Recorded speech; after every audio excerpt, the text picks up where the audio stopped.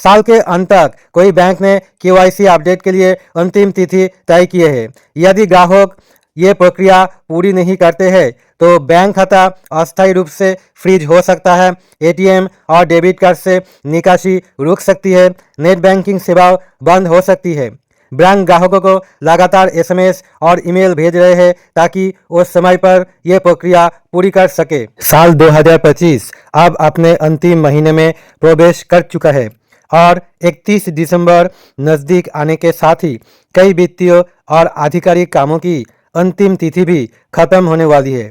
यदि आपने अभी तक इन महत्वपूर्ण कार्यों को पूरा नहीं किया है तो नए साल में न केवल असुविधा बढ़ सकती है बल्कि आपको अतिरिक्त पेनल्टी और सेवाओं बंद होने जैसी समस्या का सामना भी करना पड़ सकता है। इसलिए वर्ष समाप्त होने से पहले इन अनिवार्य कार्यों पर ध्यान देना बेहद आवश्यक है।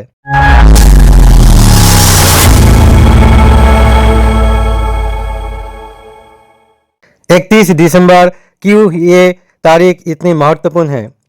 हर साल की तरह इस बार भी दिसंबर के आखिरी दिन से पहले कई सरकारी और वित्तीय समय सीमाएं तय की गई है। इन डेडलाइन का पालन न करने पर सेवाएं बाधित हो सकती है या आपके आर्थिक लेन देन पर असर पड़ सकता है।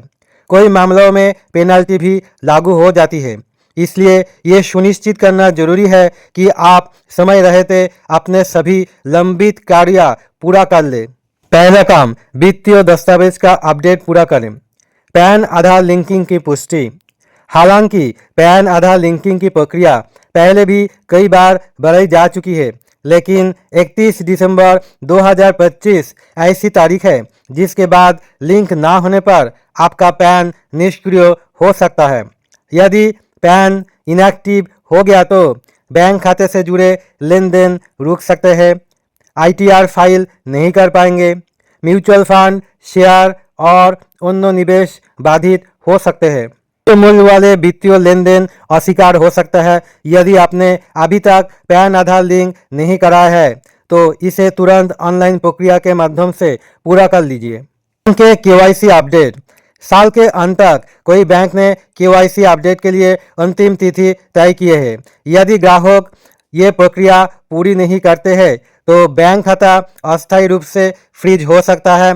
एटीएम और डेबिट कार्ड से निकासी रुक सकती है। नेट बैंकिंग सेवाएं बंद हो सकती है। बैंक ग्राहकों को लगातार एसएमएस और ईमेल भेज रहे हैं ताकि वो समय पर यह प्रक्रिया पूरी कर सके। दूसरा काम, निवेश और टैक्स से जुड़े काम समय पर निपटाएं। टैक्स सेविंग निवेश की समय सीमा। कई योजना जैसे एनपीएस, वॉलंटरी योगदान, कुछ सालाना नवीनीकरण वाले इंश्योरेंस प्रीमियम और अन्य टैक्स से जुड़े दस्तावेजों की जमा तिथि 31 दिसंबर तक रहती है। यदि आप समय पर ये नहीं करते, आपकी टैक्स छूट कम हो सकती है, रिफंड राशि प्रभावित हो सकती है, ऑडिट रिपोर्ट और वित्तीय अपडेट में दिक्कत आ सकती है। डीमैट और ट्रेडिंग खाता सत्यापन।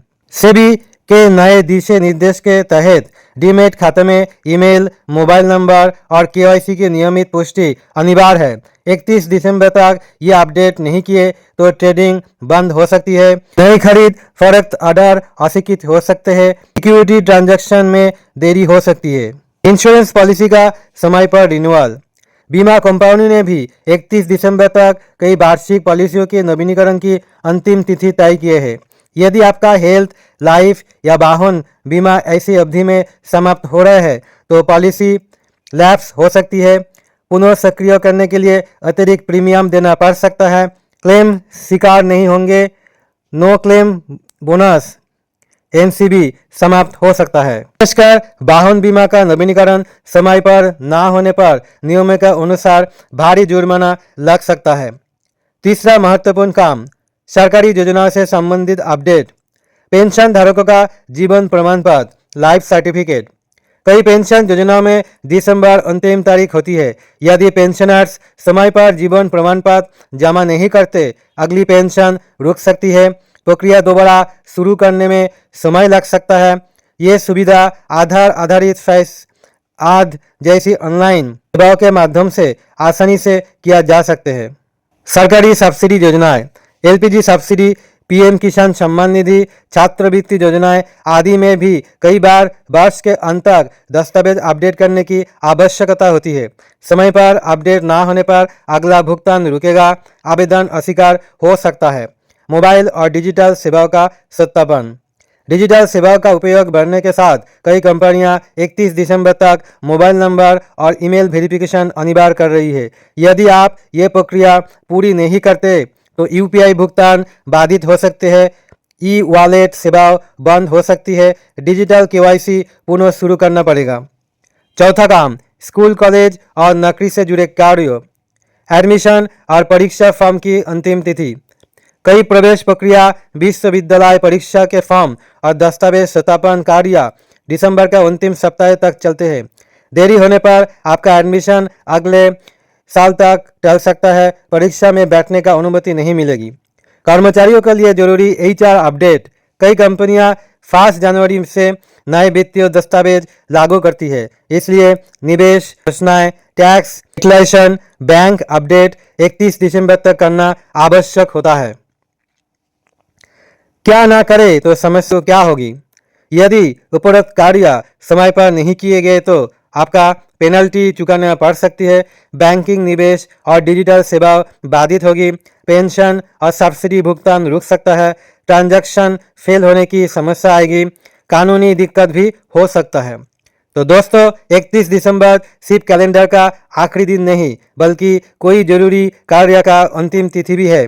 समय रहते इन कार्यों का पूरा कर लेने से न केवल परेशानी से बचा जा सकते हैं, बल्कि आगे आने वाले साल का वित्तीय और व्यक्तिगत योजना भी सुचारू रूप से चलती रहती है।